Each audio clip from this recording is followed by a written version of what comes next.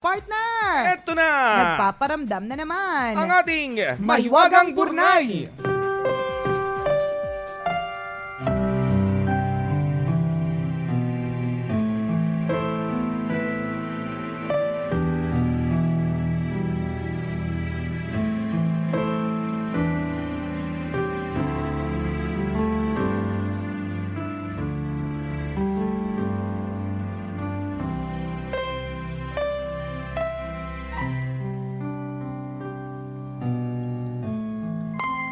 Isang araw ay lumabas ng bahay si Kelly para mag-grocery kasama ang baby niya. Habang namimili ay karga-karga niya ang bata gamit ang isang baby sling. Ilang sandali pa, isang babaeng customer ang lumapit sa kanya at sinabing, "Alam mo, hindi mo dapat sinasanay sa pagkarga ang baby mo. Kasi kapag spinoil mo ang bata, hindi na magiging independent yan. Kung ako sa'yo, isasakay ko na lang ang anak mo sa shopping cart habang namimili. Tsak, mag-e-enjoy pa si baby," sabi ng babaeng customer. Matapos marinig ang komento ng babae, ay ngumiti lamang si Kelly.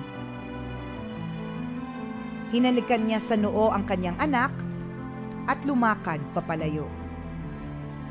Hindi sinunod ni Kelly ang sinabi ng babae.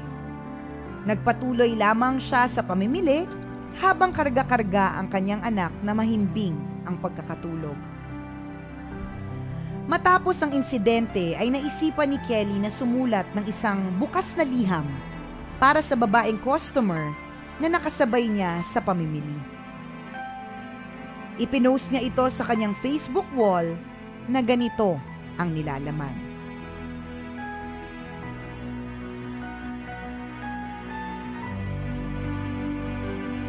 Para sa babaeng nakasabay ko sa grocery kanina. Gaya ng sinabi mo sa akin, narinig ko na din sa ibang tao ang mga salitang sinuspoil ko raw ang baby ko. Bagamat kumbinsido kang nakakaudlot ng paglaki ang palagiang pagkarga sa bata, nakita mo na nginitian lamang kita dahil magkaiba tayo ng paniniwala. Kung alam mo lang ang alam ko, tsak na magbabagong bigla ang pananaw mo. Kung alam mo lang na sa unang 10 buwan ng buhay ng anak ko, namuhay siyang mag-isa sa loob ng isang metal crib. Walang inang nag-aalaga at pagsipsip lang sa sariling daliri ang nagpapakalma sa kanya. Kung alam mo lang ang reaksyon niya nung una siyang ipakarga sa akin ng caregiver sa bahay ampunan, tila naglaho ang kapayapaan at takot sa inosenteng niyang mga mata. Hindi niya alam ang gagawin dahil unang beses siyang nakaranas ng pagkarga na may kalinga. Kung alam mo lang nang kayang-kaya niyang manatili sa loob ng crib na nakahiga at hindi umiiyak, nasanay na kasi siya nang walang pumapansin sa kanya. Kung alam mo lang na ang pagkabalisa ay araw-araw ng parte ng buhay ng anak ko, inihahampas niya ang kanyang ulo sa mga rehas ng crib at niyuyugyog ang sarili para lamang makalma. Kung alam mo lang kung paanong ipinaglalaban ng bata o pinaglalabanan ng bata ang takot at pangamba na matagal nang nakamarka sa utak niya. Kung alam mo lang ang kanyang paghikbi kapag siya ay binibitawan at ang kanyang hagikhik kapag siya naman ay tangan-tangan. Kung alam mo lang na mas mahimbing na nakakatulog sa kandungan ng kinikilalang ama't ina at kung paano kami napapaluha kapag humihingi siya ng kalinga. Kung alam mo lang ang alam ko, ay maiintindihan mo kung bakit para sa akin isang pribilehiyo ang maibigay ang lahat ng gusto ng anak ko. Kabilang dito ang pagkarga sa kanya hanggat hinihiling niya. Ang pinakamahalagang misyon sa buhay ko ngayon, ang matugunan ng kanyang espesyal na pangangailangan. Mananatili siya sa aking mga bisig hanggang kaya ko. Sa aking mga yakap siya ay ligtas at hindi kailanman mapapahamak.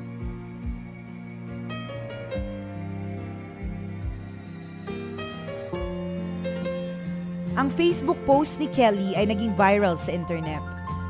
Maraming mga magulang ang natuwa sa kanyang katapangan. At marami rin ang natauhan mula sa mapanghusgang lipunan. Kaya sa susunod, kapag hindi mo alam ang kabuuan ng kwento, shut up ka na lang.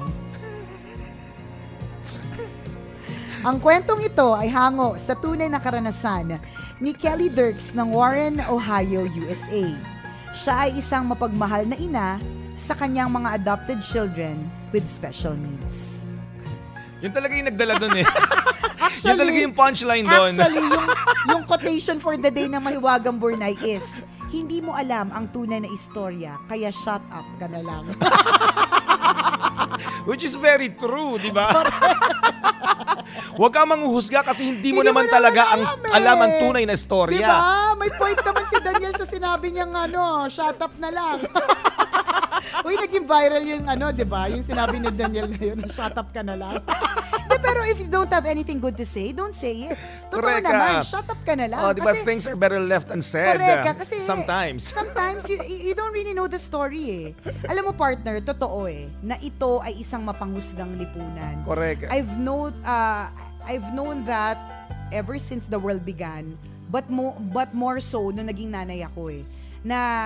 Kaya ito parte sa mga bagong buntis, mga bagong ina, hindi ako nagbibigay ng advice unless solicited. Correct. Pero lagi ko sinasabi, kahit na unsolicited is, makinig ka lang sa mga taong pinaniniwalaan mo.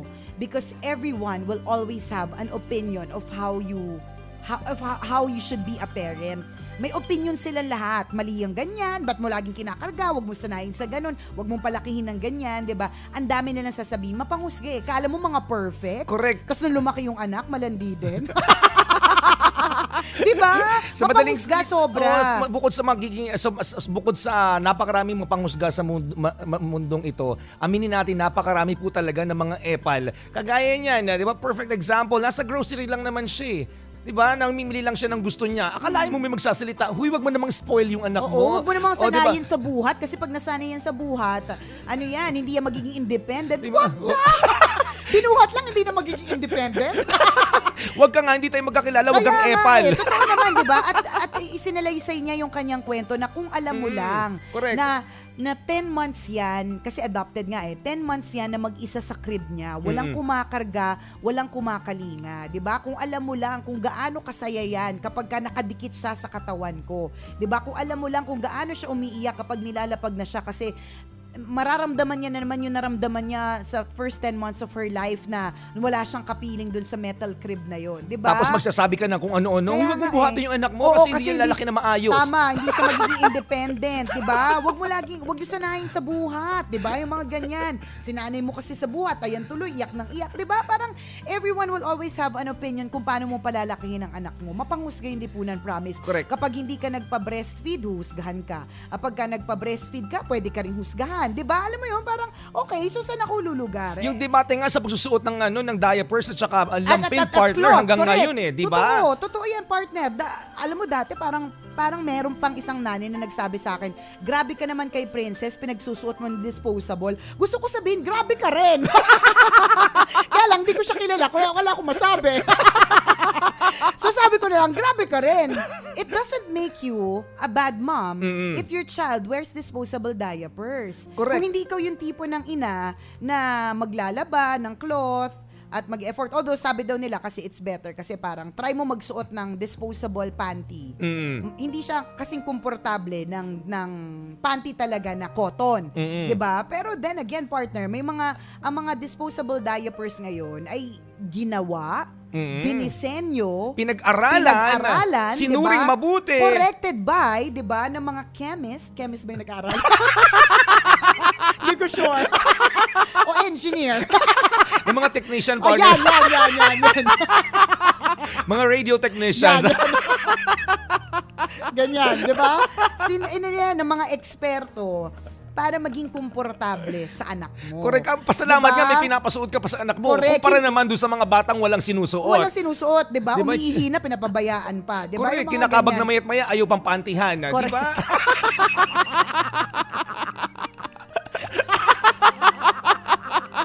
Tapos ang dami mong opinion. Totoo yan. Saka yung breastfeeding versus formula. Partner. Isa pa yan, di ba? Isa pang isa pang matinding debate, di ba? Pero you know what's best eh. Correct. Ikaw We have our naman own yun. ways of nurturing our kids. Correct. Ikaw yun. As long as hindi mo pinaiinom ng crudo.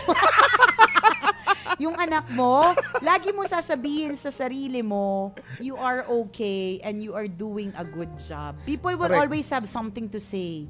Totoo yan, di ba? Bakit yan yung pinasuot mo? Hindi ka kasi naglalagay ng ganito. Dapat nilalagyan mo ng ganyan. Yung na lang, partner, yung big kiss. O yan, isa pa yan. Yung big kiss sa, Oo, yung sa pusod. kailangan maglagay ng big kiss. Because basta siya yung parang sinturon ng baby. Sinturon Oo. ng baby, 'di ba? Ako talaga hindi ako naglagay ng big kiss kasi para siyang sinturon, wala namang t-shirt. Malagay ng paha.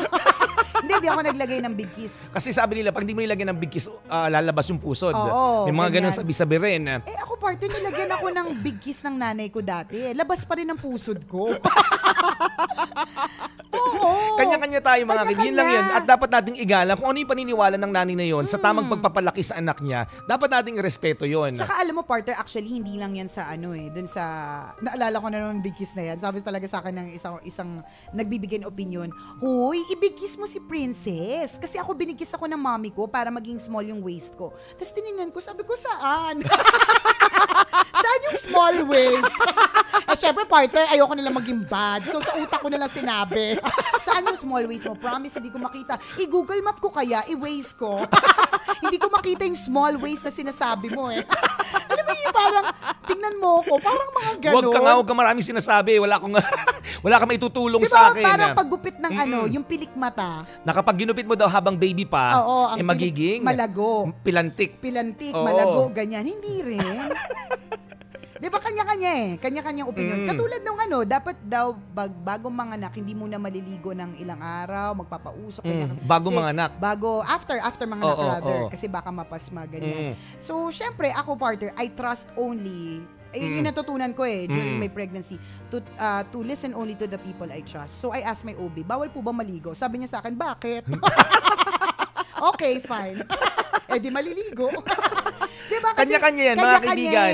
May mapanghusga, promise. Alam mo yon, yung huhusgahan ka. At saka, partner sa mall, nangyayari yun sa mga magulang. Yung pag halimbawa umiyak yung anak mo, yung titingnan ka ng mga magulang. Tapos Na parang napakababayang ina naman nito. Walang pakialam sa kanyang anak. Grabe. Nahayaan lang na umiyak ng ganun. Kaya I love theme parks eh. Kasi sa theme park, kapag ka umiyak ang isang bata, lahat ng mga magulang doon parang nagkakaintindihan eh.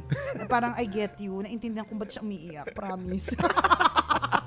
Kaya again, sabi na Mahiwagang Burnay, hindi mo alam ang tunay na kwento, kaya shut up ka na lang. Correct. At ikaw naman, kayo po, mga kaibigan na siyempre bilang mga magulang, alam niyo naman, kanya-kanyang diskarte yan ng pagpapakita ng pag-aaruga at pagmamahal sa anak. Diba? Tama. Yun lang ang importante doon. Love your kids with all your heart, with all your mind, with all your strength, with all your lahat na. Tama. Diba? Yun lang yun, mga kabisyo. Correct ka. Salamat, Mahiwagang Burnay, sa isa na namang napakagandang kwento ngayong araw na ito. Ang mga kwento po na Mahiwagang Burnay, mababasa niyo po sa aming Facebook fanpage. I-search nyo lang po, Tambalan! Like, share ng share, mga kabisyo, para marami rin ang ma-inspire sa kwento ni Mahiwagang Burnay. Maraming salamat mga kabisyo sa pag-tweet sa amin using the hashtag May Panalo Moment. Hanggang alas 12 tayo ipatuloy na magkakasama-sama dito sa Metro Manila. Maraming salamat mga kabisyo sa pagtutok, and thank you for making Love Radio #1 For 14 consecutive years. Dahil sa inyo, mga kabisyo, ang tambalan, walang kalaban, #1 pa more. Ako po si Nicole Yala. At ako naman, si Cambio Kengres Chuper. Na nagpapaalala, walang matatag na relasyon sa malanding may determinasyon.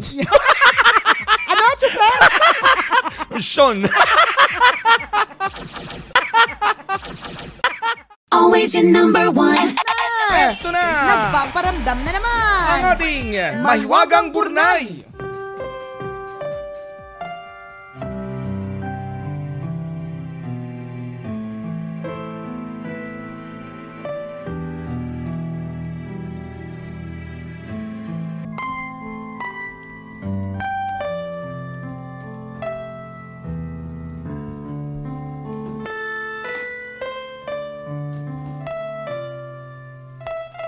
Wait lang po, nagtutusok lang po ng marshmallow si Nicole.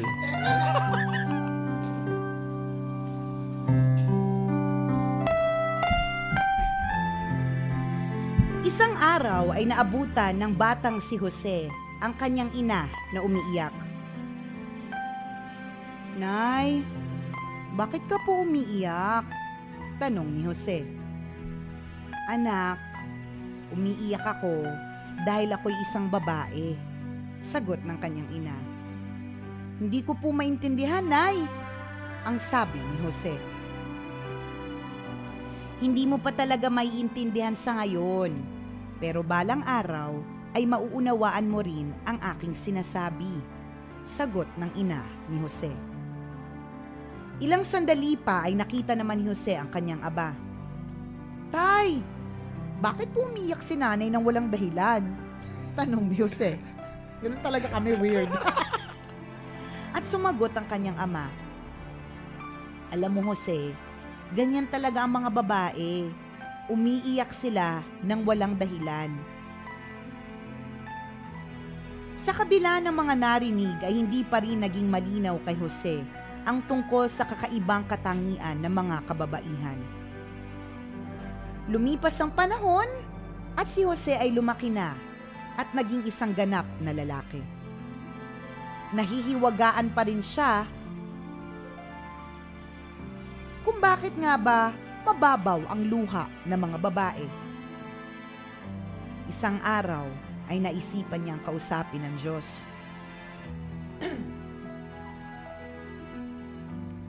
Panginoon, bakit po ba napakadaling lumuha ng mga babae? At sumagot ang Diyos. Alam mo, Jose, ang mga babae ay nilikha kong espesyal. Ginawa kong matibay ang kanyang mga balikat para makayanan niya ang bigat ng mundo. Binigyan ko siya ng tibay ng dibdib para makayanan ang hirap sa panganganak at ang sakit ng pagtatakwil ng kanyang mga anak. Nilikha ko siyang matibay sa gitna ng pagsubok. Nagdurugo ang puso, subalit hindi agad sumusuko. Siya ang nangangalaga sa kamamilyang may karamdaman, subalit hindi dumarain kahit na nahihirapan. Ay, ba't ako, partner? Pag may sakit, magdadaing ako. Daing agad. Sapat ang lakas na ipinagkaloob ko sa kanya para ang kakulangan ng kabiyak ay mapunan niya. Bukod dito ay binigyan ko din siya ng sapat na talino para mapili ang kaparehang magmamahal sa kanya ng tunay. Higit sa lahat, ang mga babae ay binayaan ko ng isang natatanging regalo. Ang regalo ng pagluha. Sa kanyang pagluha, iyong makikita ang nilalaman ng kanyang puso. At kung gaano kababaw ang kanyang luha, ay siya namang lalim ng kanyang kakayanang magmahal. Jose, iyong pakatandaan na ang tunay na kagandahan ng isang babae ay hindi nakikita sa kanyang magarbong kasuotan, sa ganda ng kanyang buhok o sa hubog ng katawan. Ang tunay na kagandahan ng isang babae ay makikita sa kanyang mga mata na siyang bintana ng kanyang kaluluwa. Tama.